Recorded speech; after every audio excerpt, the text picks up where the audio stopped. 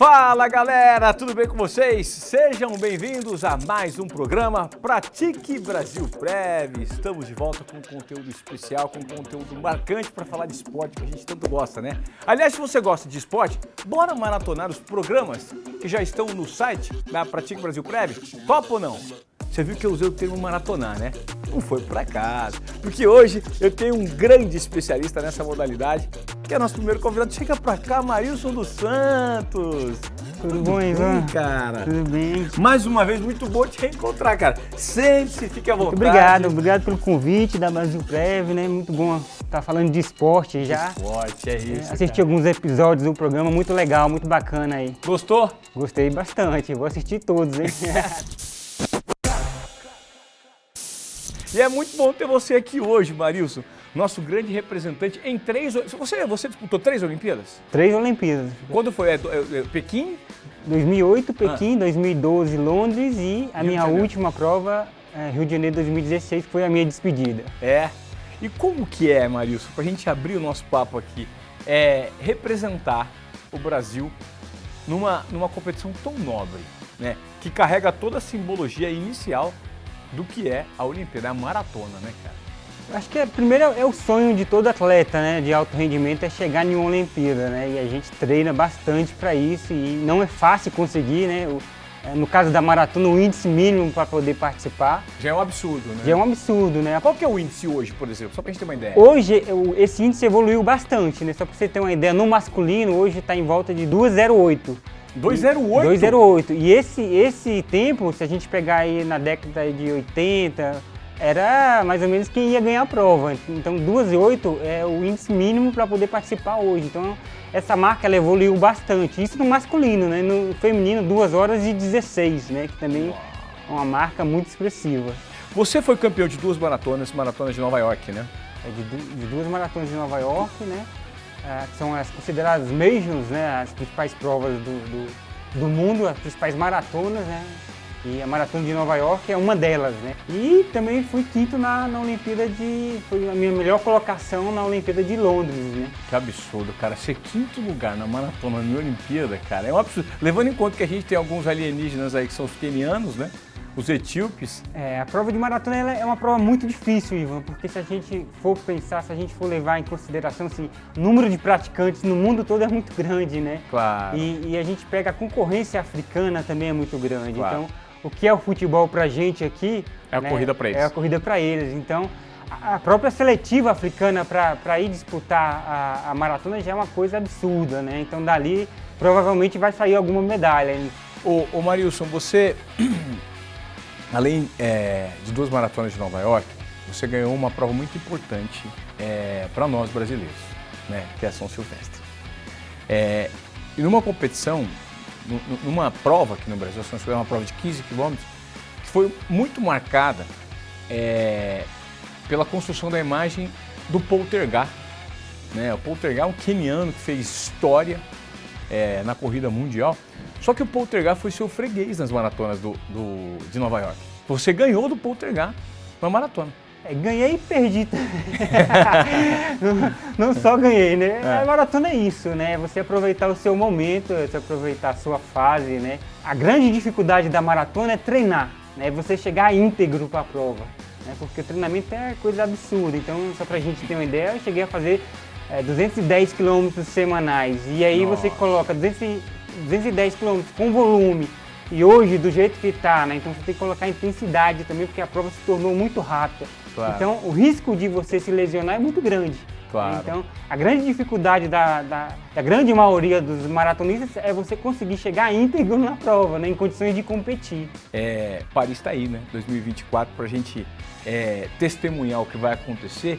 E uma das transformações está justamente na prova da maratona, que vai ser realizada em Paris. Que o percurso dos 42 quilômetros, 195 metros, ele vai ser realizado também pelos atletas amadores, né? Óbvio, separados dos profissionais, mas é o mesmo percurso. Isso possibilita, né, uma vivência muito interessante do cara que quer ter a cabeça de como, ou melhor, ter a perspectiva da cabeça de um atleta olímpico. Não é muito legal, cara? Isso é muito bacana, é muito legal. Achei muito legal essa iniciativa também por parte da do Comitê Olímpico Internacional, porque é uma oportunidade das pessoas conhecerem, né, o trajeto olímpico. Mas é uma oportunidade única, né? Muito bacana. Eu creio que vai popularizar ainda mais, né, o esporte. Eu acho que é uma iniciativa muito legal. Eu fico imaginando, lá no começo, porque todo mundo que passou por aqui, no nosso programa Pratique Brasil Prev, todos os atletas, sejam eles ainda nativos das mesmas modalidades, alguns mudaram e muitos começaram lá atrás com a bola rolando, né? Futebol, ele é a essência de muita gente. Teve judoca que começou com natação, teve nadador que começou de um outro jeito, mas me conta você, como foi a sua iniciação no esporte? Eu sempre gostei de esportes, né, Ivan? Então, só pra você ter uma ideia, eu pratiquei futebol, fiz karatê, né? Eu participei de campeonato de karatê lá no Distrito Federal, né? Mas eu fui sempre aquela criança ativa, eu gostava de fazer tudo, principalmente em épocas agora, né, de Jogos Olímpicos, Jogos Pan-Americanos, né? Mas pratiquei durante um bom tempo o futebol e o karatê. Que legal! Que foram bases também para mim, foram bacanas porque me trouxeram muita experiência já pro atletismo em si, né? Marilson, eu gostaria muito de agradecer a sua participação aqui no nosso programa Pratique Brasil Prev. Não é todos os dias que a gente recebe um craque desse, que representou o Brasil em 3 Olimpíadas, campeão de São Silvestre, campeão de maratona, enfim, um cara incrível. Sorte, sucesso e bora correr? Bora correr. A vida não tá mole. É isso aí, obrigado pelo convite e vou ficar assistindo aí os próximos episódios, hein? Valeu. Tamo junto. Valeu. Queimei a largada.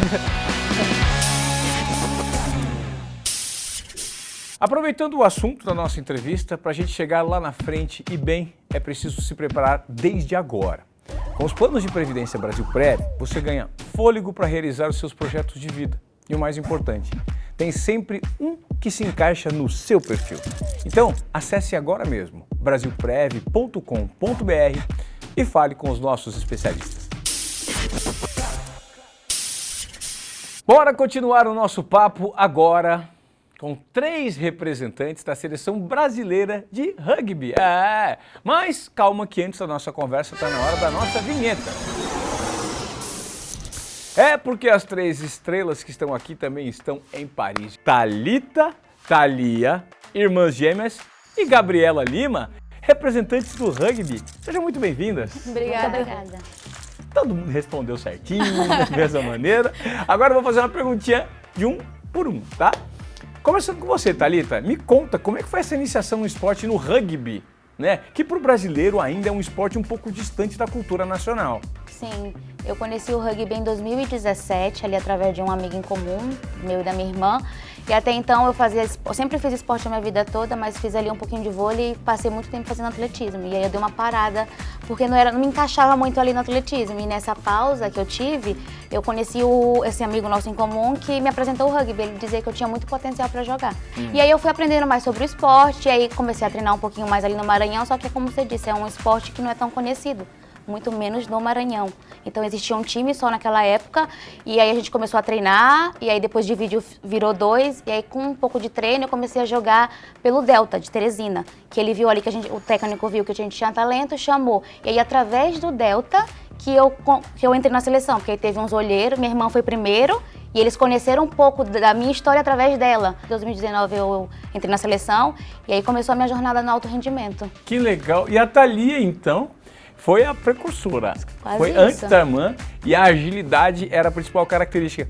E me conta um pouquinho de o que o rugby transformou a tua vida na jornada esportiva, porque ela veio do atletismo, você também? Sim. A nossa história é parecida, nós era do atletismo e aí teve a mesma história dentro do rugby. E assim, o que eu acho que o rugby mais transformou nossas vidas foi a possibilidade de realizar muitos sonhos. E entrar numa faculdade e conseguir viver do esporte, que é o que eu sempre quis. Então o rugby conseguiu trazer isso na minha vida, na vida dela e eu acho que na vida de vários atletas. Gabriela, e qual foi a transformação gerada pelo rugby na sua vida? Quero saber um pouquinho da sua origem nesse esporte que ainda é um desafio em relação à popularização no nosso país. Então, a minha história, assim como a das meninas, eu também vim de outro esporte. Desde os meus 10 anos, eu fiz atletismo, fiz até os meus 25, fazia barreira. O meu treinador, conhecia um treinador que era amigo do treinador do rugby na época, e eles estavam procurando meninas rápidas para integrar a equipe. E aí, ele chegou até a mim, perguntou se eu tinha interesse. Eu nunca tinha ouvido falar do rugby também, mas falei que queria conhecer, né? E no final de 2019, eu fiquei 3 meses fazendo teste para conhecer realmente o esporte, que eu não sabia nada, nunca tinha pego numa bola nem nada. E aí, no final desses 3 meses, eles gostaram de mim, eu me apaixonei pelo rugby. E aí, no início de 2020, eu comecei no rugby. Bom, a gente sabe aqui no Brasil que existe um questionamento muito grande, às vezes, sobre as regras de alguns esportes, como, por exemplo, o rugby e o futebol americano, né? É igual? Não é igual? Eu sei que, aos poucos, com a informação, a gente está percebendo que isso está sendo democratizado, né? O rugby, você só pode avançar para o campo adversário dando passes para trás. Ao contrário do futebol americano, que precisa necessariamente dar passes para frente para você alcançar as jardas, né? Que é o campo adversário. Mas, além disso, quais são as similaridades que vocês acreditam que existem entre esses dois esportes que, de repente, vocês perceberam na prática? Talvez a agressividade, a forma de ter o contato. Claro que no rugby ele é um pouco mais técnico. No futebol americano eu acredito que não conheço muito, mas pelo que eu já vi, não é tão técnico. Você pode derrubar ele de um outro jeito. No rugby não. Você precisa ter uma técnica para você derrubar, você precisa ser do ombro para baixo, mas eu acho que a agressividade de ambos ali é parecida. Quando a gente vê alguns jogos emblemáticos de rugby, principalmente para o time da Nova Zelândia, né, os All Blacks. All Blacks, a gente nota que eles se comportam como um grupo, uma família, né? Existe essa essência no rugby? É uma essência de família? Sim, até porque a gente, por exemplo, a gente é centralizado aqui em São Paulo, a gente vive praticamente 24 horas juntas, então essa é a minha família aqui em São Paulo. E dentro do campo é a mesma coisa, a gente se apoia, a gente se ajuda, a gente dá feedback, a gente tenta estar sempre unida, porque a nossa conexão é muito importante dentro de campo e fora também. Acho que um ponto assim, primordial que me chamou mesmo dentro do rugby é a união. É tipo, eu tô contigo, tamo ali, eu tô ajudando, então a união que o rugby traz, ele me cativa muito. Eu acho que é também o que aproxima bastante as pessoas para conhecer o esporte. A Gabi, ela tem uma história muito bacana, porque eu fiquei sabendo que você treinou no atletismo com o Alisson dos Santos. Sim. Né? Nosso medalhista olímpico, os 400 com barreira, um cara genial, que tem uma história de superação que é de arrepiar. Como é que foi essa experiência e como é que você traz, de certa forma, do atletismo, né? Da corrida com barreira, os requisitos para o rugby? Que habilidade tinha lá que você pode aplicar aqui no rugby? Então, eu tive a grande honra de treinar, acho que uns 3, quase 4 anos com o Pio, né? Ele é um grande amigo meu. Eu fiz atletismo a minha vida inteira, né? Comecei fazendo barreira e salto de altura, porque né, eu sou alta, tenho pernas longas, então... E aí, com o tempo, eu fui ficando só na barreira. E aí eu vim para São Paulo, eu sou do Rio, vim treinar aqui em São Paulo e aí eu fui treinar no Pinheiros, Esporte Clube Pinheiros. E aí, nos meus 3 últimos anos de Pinheiros, o Pio veio treinar com a gente. Eu acho que o atletismo, desde o início, ele trabalha muito a sua coordenação motora. Desde pequenininho você faz bastante gestos, coordenação todos os dias, então acho que isso me ajudou a ser uma atleta em si, não só do atletismo. E aí, quando eu migrei do atletismo para o rugby, isso me ajudou muito, porque eu consegui aprender as coisas mais rápidas, consegui fazer as coisas com mais facilidade, então acelerou bastante o meu processo de transição. Agora me contem das expectativas para Paris, meninas. Como é que tá? Porque o Brasil ainda está dando os primeiros passos nesse esporte que em outros países já é muito consolidado e muito tradicional, como por exemplo a França, que é a sede dos Jogos Olímpicos. O rugby na França, ele é um esporte tão popular quanto o futebol, né? Ele enche estádios lá. E como é que é disputar uma modalidade sendo, assim, ainda um bebezinho na modalidade? A gente veio de uma temporada bem pesada, mas com muitas coisas positivas. Por exemplo, esse ano, essa temporada que começou ano passado, até meio do ano, a gente teve uma performance muito positiva. Foi, eu acho que a melhor colocação que a gente teve no circuito mundial, que é onde joga as elites, que a gente está entre os 12. Então a gente teve uma performance muito bom lá. Então nossa expectativa é que a gente consiga ainda estar nessa crescente, que a gente consiga pôr o nosso melhor rugby. Talvez não é estar lá no top, mas subir um degrau. Então a gente vai conquistando o nosso espaço assim. Então é continuar com essa evolução, com essa performance que a gente teve nessa temporada e levar para as Olimpíadas. É mais um passinho de crescimento pra gente. É uma coisa interessante. Quando a gente começou, eu e Thalia, lá no início, as pessoas não, como era nosso início, eles não sabiam muito que a gente era gêmeas. E aí eu jogava numa ponta, ela jogava na outra. E aí a meninazinha foi e tacleou uma. E aí quando ela foi pro outro lado, ela viu a outra. No meio do jogo, ela falou, mas eu acabei de taclear essa menina, como ela chegou desse lado? E isso é muito interessante, porque era eu e ela. Eles não conseguiram identificar. E foi muito engraçado, é uma coisa que eu nunca esqueço. Hoje em dia eu acho que as pessoas já estão entendendo que tem duas. Mas às vezes é muito engraçado, porque tipo, tu consegue ver a cara da pessoa, mas quem é que corre? Quem é? E tipo, dá pra ver que a pessoa tá com dúvida. E esse até depois mesmo, quando vai cumprimentar, ainda acha que é uma. Sim. Até explicar que a gente é duas, que é gêmeas, aí tem um rolê. Mesmo tendo toda a diferença, dentro de campo é muito difícil. Você ficar dizendo, nossa, aquela que tá na direita é a Thalia, que tá na esquerda é a Thalita. Porque normalmente a gente tá em pontas opostas. Perfeito. Porque eu tenho um lado mais forte e ela tem um lado mais rápido. Então sou mais aí do lado que é scrum, contato, e ela que é tem velocidade. Então a gente tá sempre oposta. Então é muito difícil a pessoa, nossa, aquela ali é uma, aquela é outra. Então é tudo na emoção. E a vantagem de ser confundida com ela é que normalmente as pessoas não me perseguem tanto. Porque sabem que ela é muito rápida. Então normalmente quando ela fura, pra perseguir ela são as pessoas que são muito rápidas como ela. Se não for, eles desistem. Então essa é a minha vantagem quando eu furo também. Porque eles acham que eles podem achar que é ela. Então eu ganho esse ladinho. Gente, muito obrigado pela participação de vocês. A gente que agradece o convite da gente poder vir, contar um pouquinho mais da nossa história e apresentar o rugby para mais gente. É isso. Obrigado pela simpatia, pelo carinho. E ó, estaremos com vocês em cada tackling. Tackling, né? Isso. Tu vai assistir mesmo? Vou, tá claro bom. Que vou. Olimpíada, eu sou enlouquecido. Tá bom. Pode cobrar depois, vai lá nas minhas redes sociais, me cobra. Tá bom. Tá bom? Vamos estar de olho, vamos estar vibrando. Todo mundo que passou por aqui, eu já fiz minha promessa de torcida e a gente vai cravar essa participação incrível do Brasil. Mais uma vez, obrigado, tá, meninas? Obrigada. E o nosso programa hoje está cheio de modalidades interessantes que valem também o nosso apoio. E a próxima convidada não pode estar aqui no set com a gente porque ela está focada 100% nos treinamentos. Só que a gente vai fazer uma conexão ao vivo com ela por vídeo. É isso mesmo. Ela já carimbou a vinheta, porque a Júlia Penalber também está de malas prontas para Paris para nos representar no wrestling. Tudo bem, Júlia? Oi, Ivan. Tudo bom? Muito prazer estar aqui com vocês. Contar um pouquinho aqui da minha trajetória, do wrestling. Apresentar um pouquinho o wrestling também pra galera. É uma modalidade que ainda tem muitos curiosos que querem entender como são as regras, o que o wrestling preconiza numa disputa, né, 1 a 1.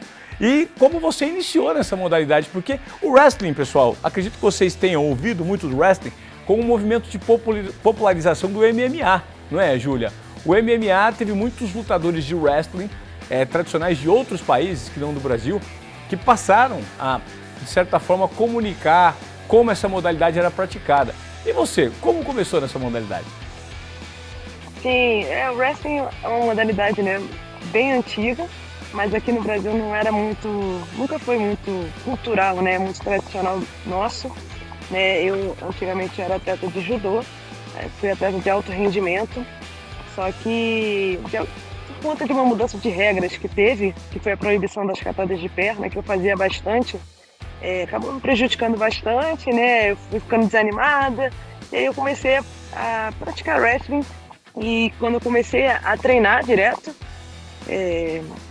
3 meses depois tinha uma seletiva para viajar com a seleção B na época, e eu acabei passando nessa primeira seletiva e eu fui convocado para uma viagem para Cuba, fiquei 1 mês em Cuba, aí voltei, aí depois me convocaram para outra viagem, e aí eu fiquei me dividindo entre o wrestling e o judô, até que chegou um determinado momento que eu decidi que eu queria ir para a Olimpíada pelo wrestling e não mais pelo judô, né?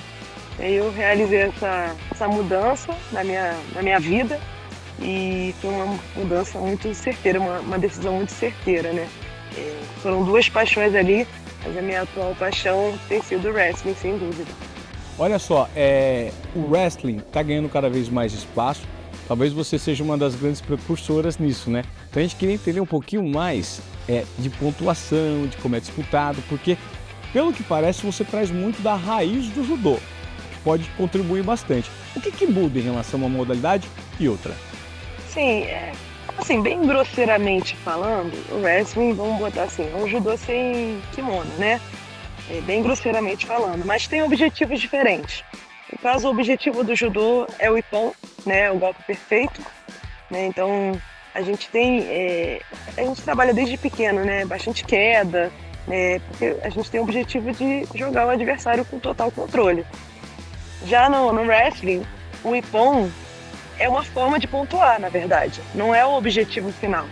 O objetivo final é você ganhar a luta através do encostamento, que é você dominar o adversário com as escápulas encostadas no tapete, né? Não é tatame, é tapete pra gente. A gente luta numa área redonda, né? Numa área circular, e você tem que imobilizar ele até 3 segundos com as escápulas encostadas no chão. Então, quando você vê uma luta de wrestling, você vê a galera fazendo ponte, né? Sendo imobilizada e fazendo ponte, exatamente para isso, né? Para não deixar as escápulas serem dominadas no tapete, para não acabar a luta. E outra forma de acabar a luta também é através de pontuação, né? Por superioridade técnica, você termina a luta também. No estilo livre, são 10 pontos de diferença. O estilo livre é o estilo que pode pegar na perna, pode usar pegar tronco, enfim. E tem o estilo greco-romana, que aí você pode ganhar por superioridade técnica também, por 8 pontos de diferença. E a gente tem as pontuações no chão também. A gente tem pontuações de giros no chão, né? E tem diversas formas de você girar o adversário, né? Pode ser pela cintura, pode ser pela cabeça, pode ser pelas pernas. É basicamente isso. A diferença é exatamente o objetivo, né? E aí você traça estratégias de forma diferente. Ô Júlia, você está com a sua vaga garantida para a Olimpíada de Paris 2024. E como é que está a preparação desse time Brasil? Existem outros atletas que também estão na expectativa de uma vaga, já conseguiram vaga. Como é que está sendo a participação do Brasil nessa modalidade em Paris? Infelizmente, né, o Brasil só conseguiu classificar um atleta, né, que fui eu. A gente tinha muita chance com muitos atletas, só que o processo de classificação do wrestling é bem cruel nesse sentido, porque não importa se você é campeão, né, se você está entre os 10 melhores do ranking mundial quase que o ciclo inteiro, para eles não interessa, porque a nossa classificação não é através de ranking. O ranking é apenas uma forma de você ser cabeça de chave num torneio que vale vaga, né, para os jogos. É muito de dia, né? Depende muito de chaveamento e tudo mais. Então, a gente tinha atletas com muita perspectiva de classificação. Legal, Júlia. Olha, eu gostaria muito de agradecer a sua participação aqui no nosso programa. Você está no momento de treino aí, né? Ela está no Rio de Janeiro, junto com o time Brasil, na sede, onde se concentram os atletas que estão se preparando para Paris. Então, assim, sorte, sucesso. Preparação tá ali, ó, no limite. Como é que tá essa expectativa aí? Tá tudo tinindo? Tá tudo tinindo. Eu classifiquei nessa última chance que eu tive também, né, que eu falei, o pré-olímpico mundial, então eu não tive nem tempo de respirar, então realmente não deu nem tempo de baixar, tá tinindo, tá só subindo, então a gente não tá perdendo tempo com nada, falta pouquinho pros Jogos Olímpicos. Eu tô muito animada de poder estar representando o Brasil, de poder estar tendo essa experiência, né? E eu acho que a equipe do Brasil vai dar grandes alegrias pra gente. Tá certo, Júlia. Obrigado pela sua participação. Certamente nós vamos viajar com você de coração. Estaremos torcendo para todos os atletas brasileiros, para que nos representem bem, com muita honra, com muito orgulho, muita humildade. Certamente esse é o papel que a gente espera dos atletas, independentemente das medalhas, né? É a representatividade. Beijo grande, querida. Obrigado. Beijo, muito obrigada. Valeu. Tchau, tchau. Bom, gente, é isso. Eu espero que vocês tenham curtido, né? Mais um programa Pratique Brasil Prévio que a gente faz com todo carinho, toda atenção. A vibe é ótima. E continuem acompanhando todas as novidades do esporte nas nossas redes sociais. Combinado? Beijo a todos e até o próximo.